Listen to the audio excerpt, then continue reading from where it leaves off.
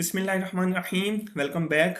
आज के लेक्चर में हमने देखना है कि क्या एसिमेट्रिक कीज हैकेबल हैं, क्या वो वुनरेबल है।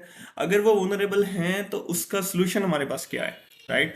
फिर हमने डिजिटल सर्टिफिकेट का यूज़ देखना है कि डिजिटल सर्टिफिकेट होते क्या हैं। एंड उससे भी ज़्यादा इम्पोर्टेंट बात ये है कि हम उन्हें यूज़ ही क्यों करते हैं। Why do we need digital certificate, ठीक है।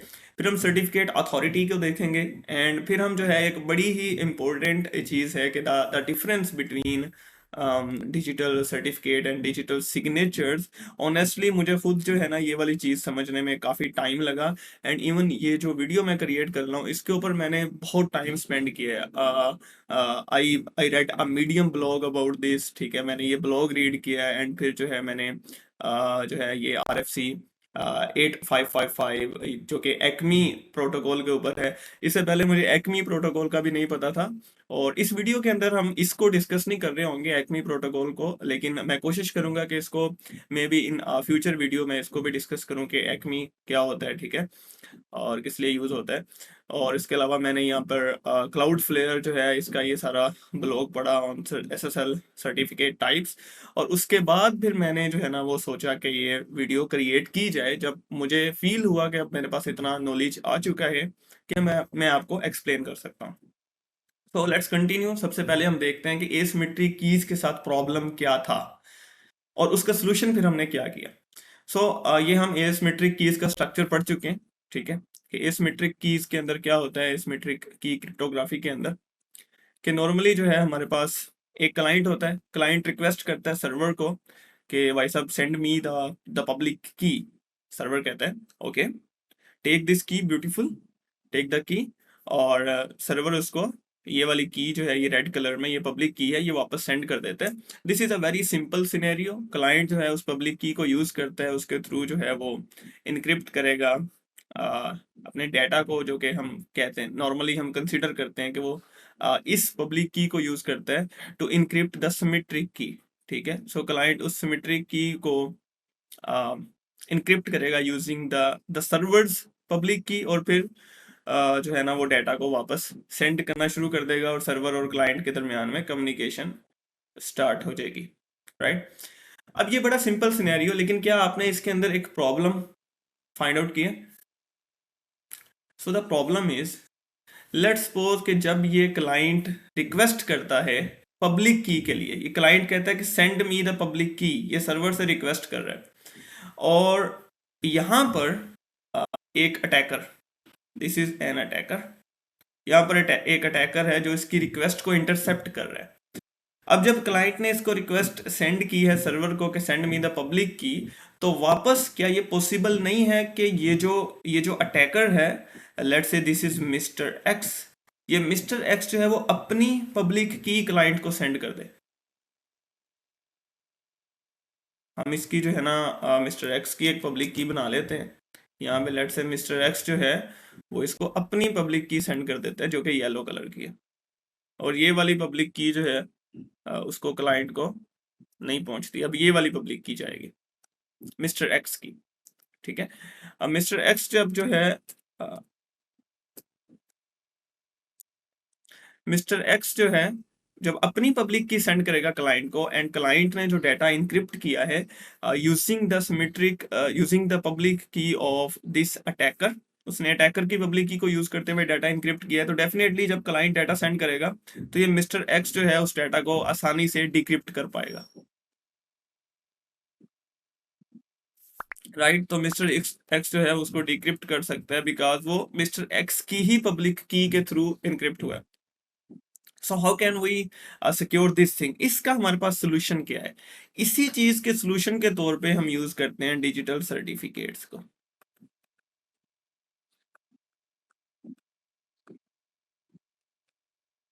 ठीक है।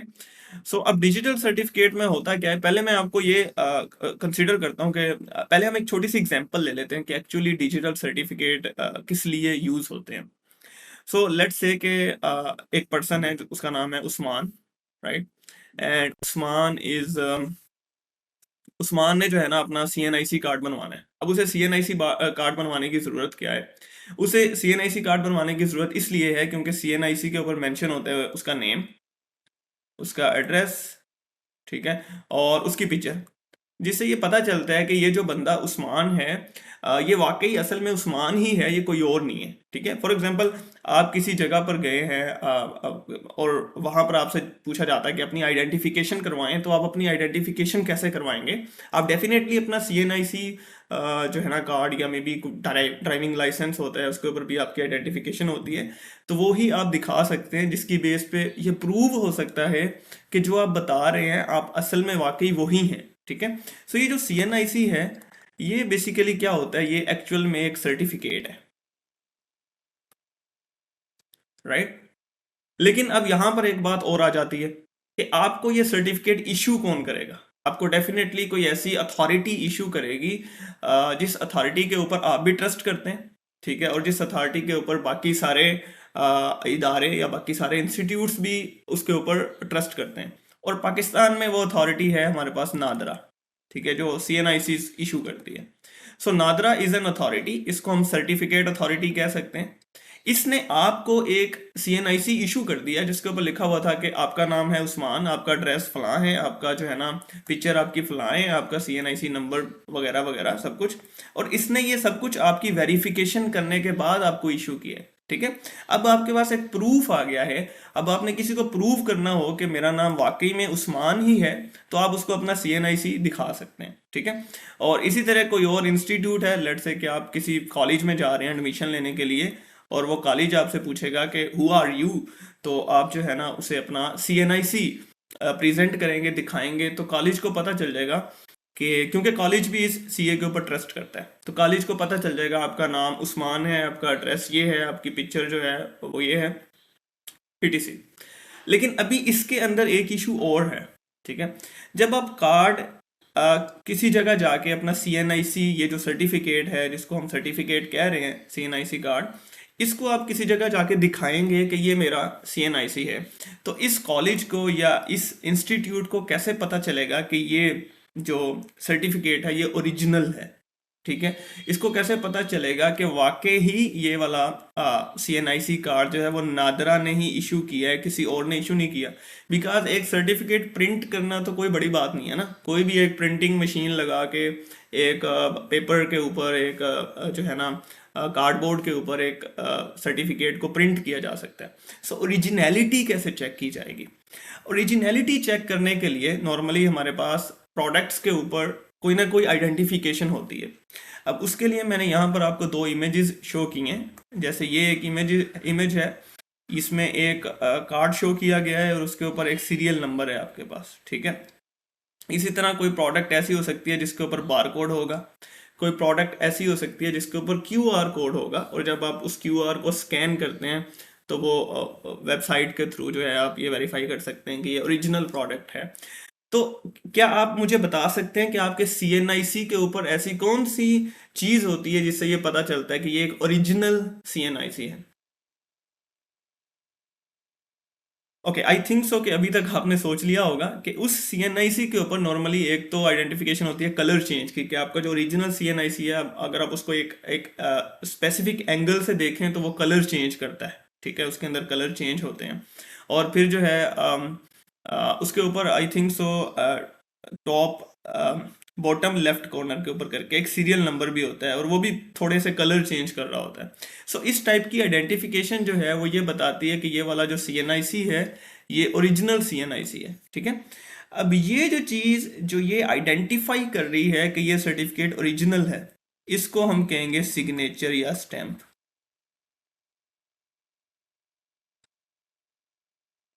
ये बड़ा इंपॉर्टेंट कॉन्सेप्ट है, आपने इस एग्जाम्पल को माइंड में रखना है, क्योंकि यही एग्जाम्पल आपको हेल्प करेगी आगे डिजिटल सर्टिफिकेट और डिजिटल सिग्नेचर के दरमियान डिफरेंस को अंडरस्टैंड करने के लिए। यहाँ पर एक बड़ा अहम पॉइंट जो है वो ये है कि ये जो सर्टिफिकेट है CNIC कार्ड, जिसको हम सर्टिफिकेट कह रहे हैं, इसके ऊपर सिग्नेचर होते हैं, राइट। और सिग्नेचर ये बताता है कि ये सर्टिफिकेट ओरिजिनल है, राइट। तो ऐसा नहीं होता कि सिग्नेचर अकेला ही चला फिला फिर रहा है। ठीक है, सिग्नेचर सर्टिफिकेट के साथ अटैच्ड होता है, right. This is a very important concept, right. Certificate और सिग्नेचर हैं तो अलग अलग चीजें, लेकिन ये दोनों मिलकर काम करती हैं। सर्टिफिकेट के ऊपर हमेशा सिग्नेचर होगा जो ये बताएगा कि ये ओरिजिनल सर्टिफिकेट है, राइट। मैं इस सिनेरियो को दोबारा से थोड़ा सा एक्सप्लेन कर देता हूँ, एलेबोरेट कर देता हूँ। आपका नाम है उस्मान, लेकिन आप किसी को प्रूव करना चाह रहे हैं कि मैं वाकई उस्मान हूँ।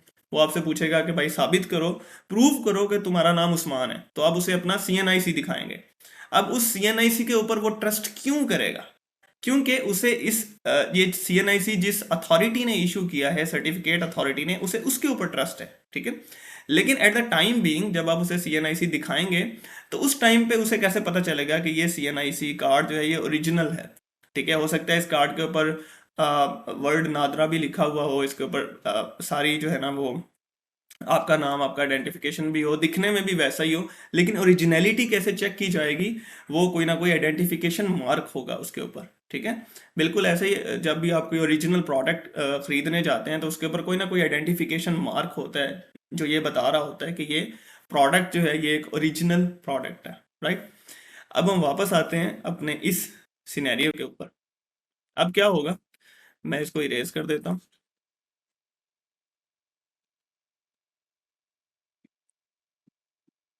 अब क्या होगा, प्रॉब्लम हमें पता चल गया क्या था, कि कोई भी अटैकर जो है वो अपनी पब्लिक की सेंड कर सकता है कम्युनिकेशन को इंटरसेप्ट करके। सो सर्वर ने और क्लाइंट ने क्या किया, इन्होंने सोचा कि भाई हम ऐसा करते हैं, एक ना सर्टिफिकेट अथॉरिटी चूज कर लेते हैं जिसके ऊपर आपको भी ट्रस्ट होगा और मुझे भी ट्रस्ट होगा।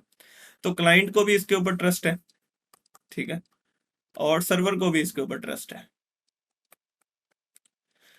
और ये सर्टिफिकेट अथॉरिटी कहती है, ये सर्वर जो है इसके पास जाता है सर्टिफिकेट अथॉरिटी के पास। अब आप कंसीडर करें ये सर्टिफिकेट अथॉरिटी बिल्कुल वैसी है जैसे हमारे पास नादरा काम करता है सीएनआईसी इशू करने के लिए। ये सर्वर इसे जाके कहता है कि भाई साहब आप ऐसा करो, आप मुझे ना एक सर्टिफिकेट इशू कर दो जिससे ये पता चले कि मैं जो हूँ ना, जो मैं कह रहा हूँ मैं वही हूँ। लेट्स से कि ये सर्वर है एक वेबसाइट का जिसका नाम है example.com। तो ये सर्वर कहता है कि मैं example.com का सर्वर हूँ, लेकिन बाकी लोग या बाकी क्लाइंट्स कैसे मानेंगे कि मैं वाकई example.com का सर्वर हूँ? तो आप ऐसा करें, आप ना मुझे एक सर्टिफिकेट इशू कर दें जिससे मैं ये प्रूव कर सकूं कि मैं example.com वाला ही सर्वर हूँ। तो सर्टिफिकेट अथॉरिटी कहेगी अच्छा भाई साहब ठीक है, और ये कुछ वेरिफिकेशन वगैरह करेगी, ठीक है, ये वेरीफाई करेगा कि वाकई जो है ये सर्वर जो कह रहा है ये सही कह रहा है। और उसके बाद ये सर्टिफिकेट अथॉरिटी एक सर्टिफिकेट इशू करके इस टाइप का इस सर्वर को दे देगी। यहाँ पर मैंने ये सर्टिफिकेट असली वाला शो किया हुआ है, लेकिन एक्चुअल में वो जो सर्टिफिकेट डिजिटली इशू होता है, क्योंकि हमें पता है कंप्यूटर्स के अंदर हर चीज नंबर्स में काम कर रही होती है, सो वो कुछ नंबर्स ही होते हैं, ठीक है। वो कोई 09F5F6C कुछ इस टाइप की स्ट्रिंग होगी, मे बी जो है ना कुछ बिट्स की। तो वो स्ट्रिंग जो है वो सर्टिफिकेट अथॉरिटी इसको सेंड कर देगी, इसको इशू कर देगी, ठीक है। और कहेगी, ये सर्टिफिकेट अथॉरिटी इसको कहेगी कि भाई साहब जब भी कोई आपसे प्रूफ मांगे ना कि आप वाकई ही example.com के सर्वर हो, तो आपने ये वाली स्ट्रिंग या ये वाला डिजिटल सर्टिफिकेट उसको दिखा देना है कि मैं ये हूं। तो ये सर्वर कहेगा ठीक है, ये तो बहुत अच्छा हो गया। तो अब जो है इसके अंदर ये सर्टिफिकेट इसे इशू हो गया। अब जो है जब भी क्लाइंट जो है वो उसने पब्लिक की डिमांड करनी है इस सर्वर से, तो वो क्या करेगा?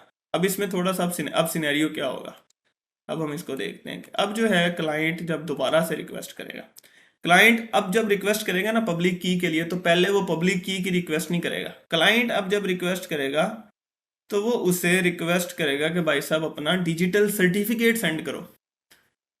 ये येलो कलर में सही से नजर नहीं आ रहा, तो मुझे लगता है कि मुझे ना इसको, वो सर्टिफिकेट डेफिनेटली कुछ स्ट्रिंग ऑफ नंबर्स होंगे, लेकिन उसके अंदर तीन चीजें होती हैं उस सर्टिफिकेट के अंदर।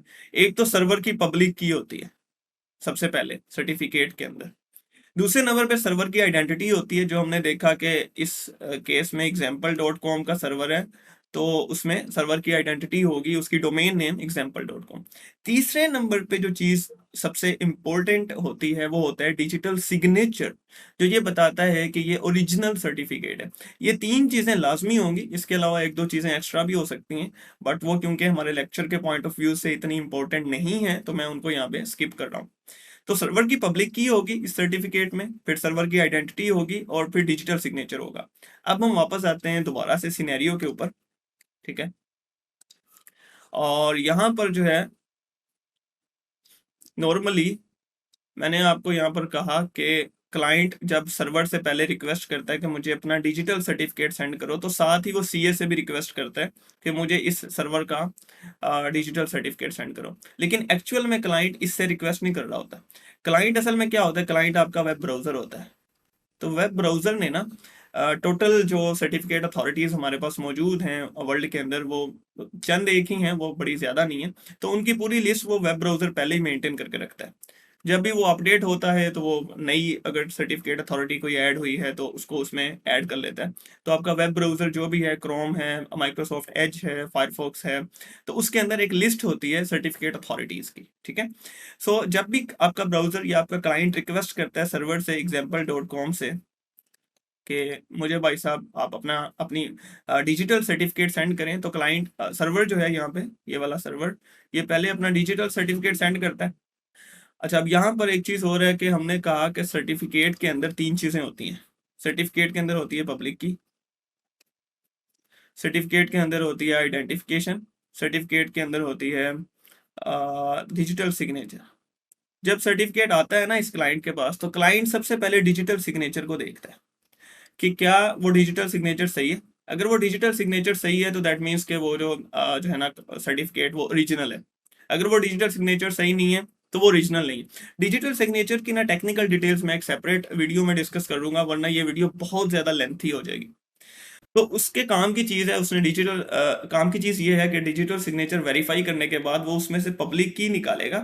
और अब वो क्लाइंट उस पब्लिक की मदद से अपना डाटा इंक्रिप्ट कर सकता है, बिकॉज उसको वेरिफिकेशन होगी है कि ये ओरिजिनल सर्वर की पब्लिक की है। राइट। अगर हम यहाँ पर जाएं, जैसे मैंने अभी ये वेबसाइट ओपन की हुई है कैनवा की, तो कैनवा के अंदर यहाँ पे आपको टॉप लेफ्ट साइड पे ये लॉक का साइन नजर आ रहा है।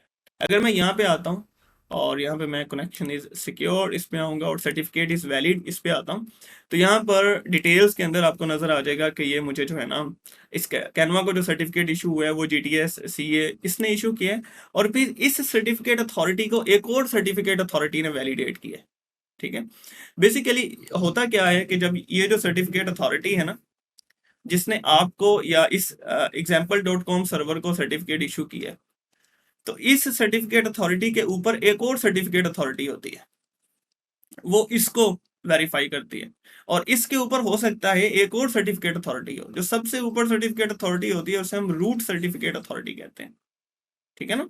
सो क्या होता है कि ये वाली सर्टिफिकेट अथॉरिटी ये अपने से ऊपर वाली सर्टिफिकेट अथॉरिटी के पास जाएगी और उसे कहेगी कि मुझे डिजिटल सर्टिफिकेट इशू करो, तो इसके पास भी एक डिजिटल सर्टिफिकेट होगा। इसकी रीजन ये होती है कि कोई अटैकर जो है वो ये क्लेम ना कर सके कि मैं सर्टिफिकेट अथॉरिटी हूँ। ठीक है ना। सो इस सर्टिफिकेट अथॉरिटी को ये वाली सीए वेरीफाई कर रहा होता है, और इस सीए को ये वाला रूट सीए सर्टिफिकेट वेरीफाई कर रहा होता है। और ब्राउजर के पास जो लिस्ट होती है वो सिर्फ रूट सीए की होती है नॉर्मली। ठीक है। अगर आपने देखना हो कि आपके ब्राउजर के अंदर कौन कौन सी रूट सर्टिफिकेट अथॉरिटीज जो है वो ऑलरेडी ब्राउजर ने सेव की हुई हैं, तो नॉर्मली उसका मेथड ये है कि हम यहाँ पे जाएंगे सेटिंग्स में, क्रोम के अंदर। अभी मैं क्रोम ब्राउजर यूज कर रहा हूँ। आपने प्राइवेसी एंड सिक्योरिटी में जाना है, यहाँ से स्क्रॉल डाउन करेंगे हम। मैं पहले इस सब को इरेज कर देता हूँ। ओके। और यहाँ पर आई थिंक सो कि हमें जाना होता है सिक्योरिटी के अंदर। सिक्योरिटी के अंदर हम नीचे आएंगे तो यहाँ पर आपको एक मैनेज सर्टिफिकेट्स का टैब नजर आएगा। इसके ऊपर आप क्लिक करेंगे तो यहाँ पर एक विंडो ओपन हो जाएगी सर्टिफिकेट्स की। इसके अंदर अगर आप ट्रस्टेड रूट सर्टिफिकेट्स में जाएं तो यहाँ पर आपको ये रूट सर्टिफिकेट जो अथॉरिटीज है वो शो हो जाएंगी। और इसमें ग्लोबल साइन है, वेरी साइन है, जियो ट्रस्ट है, ये जीटीएस भी है जिससे ये कैनवा जो है, कैनवा का सर्टिफिकेट जिससे वैलिडेट हुआ हुआ है, जिसको कैनवा को जिसने सर्टिफिकेट इशू किया हुआ है, ये वो वाली अथॉरिटी है। तो ये डिफरेंट किस्म की रूट अथॉरिटीज है, सर्टिफिकेट अथॉरिटीज हैं। ठीक है। फिर माइक्रोसॉफ्ट रूट अथॉरिटी है। सो ये देखें, ये इतनी बड़ी लिस्ट नहीं है, ये छोटी सी लिस्ट है। तो इसके थ्रू आपका ब्राउजर वेरीफाई कर रहा होता है कि जो है ना आपको जो पब्लिक जो प्राइवेट की सेंड हो रही है, क्या वो सही वाली प्राइवेट की है, उसे किसी कोई अटैकर के थ्रू तो नहीं, कोई अटैकर अपनी की तो नहीं सेंड कर रहा। सो अब यहाँ पर ये जो एक क्वेश्चन है, let me right the question first. Okay, so the question is, which of the following describe the best purpose served by digital certificates? Option A है हमारे पास कॉन्फिडेंशियलिटी, ऑप्शन बी है ट्रस्ट, एंड ऑप्शन सी है हमारे पास non रिपुडिएशन, and option D है integrity, right? Confidentiality is not correct, because जो है ना वो हम इसमें कोई इंक्रिप्शन नहीं कर रहे, कोई डाटा हाइडिंग नहीं कर रहे। Trust is a good distractor, ठीक है, ये आपको कंफ्यूज करने के लिए है। Integrity is also a good distractor, ये आपको कंफ्यूज करने के लिए। सो एक्चुअल पर्पस जो डिजिटल सर्टिफिकेट सर्व कर रहा होता है वो होता है नॉन रिपुडिएशन, ठीक है। Why trust is the wrong option and why integrity is the wrong option, and confidentiality तो हम ऑलरेडी इतनी दफा पढ़ चुके हैं कि हमें पता है कि ये वो इस केस में रॉन्ग है। बट ये दो रॉन्ग क्यों है, इसको हम अपनी नेक्स्ट वीडियो में डिस्कस करेंगे, बिकॉज आई थिंक सो कि ये वीडियो काफ़ी लेंथी हो चुकी है। और नेक्स्ट वीडियो में हम ये भी देखेंगे कि डिजिटल सिग्नेचर और डिजिटल सर्टिफिकेट में डिफरेंस क्या है, राइट? एंड डिजिटल जो है ना सिग्नेचर के रिलेटेड कौन कौन से क्वेश्चंस हो सकते हैं, वो भी अपनी हम नेक्स्ट वीडियो में देखेंगे। Thank you so much and Allah Hafiz.